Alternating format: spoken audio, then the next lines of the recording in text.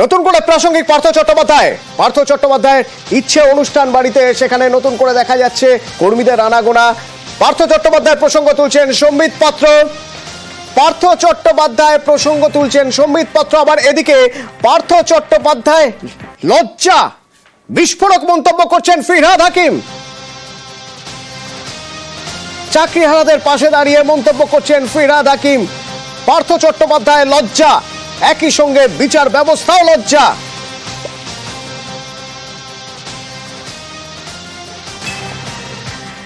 বিশ্বজিৎ রয়েছে ফোনে আমার সঙ্গে। বিশ্বজিৎ, কোন প্রেক্ষিতে ফিরহাদ হাকিমের এই মন্তব্য?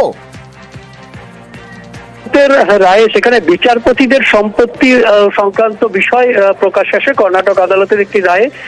সেই বিষয়ে মন্তব্য করতে গিয়ে ফিরহাদ হাকিম মেয়র তিনি বলেন যে উচ্চাকাঙ্ক্ষা ভালো, কিন্তু উচ্চাকাঙ্ক্ষা খুব বেশি যদি হয় তখন বিপদ ডেকে আনে। আর সেই প্রসঙ্গে তিনি আরো একবার স্মরণ করেন যে পার্থ চট্টোপাধ্যায় যেমন আমাদের লজ্জা, অর্থাৎ পার্থ চট্টোপাধ্যায় যেভাবে দুর্নীতি করেছেন এবং তিনি এখন জেলে আছেন, সেই বিষয়টা উল্লেখ করে তিনি এই যে বিচারপতিদের যে বিষয় প্রকাশ্যে আনার, সম্পত্তি প্রকাশ্যে আনার বিষয়, সেটার সঙ্গে তুলনা করেন এবং বলেন যে এরকম উচ্চাকাঙ্ক্ষা অনেকেরই আছে। যেমন পার্থ চট্টোপাধ্যায় লজ্জা, বিস্ফোরক মন্তব্য ফিরহাদ হাকিমের, শুনবো।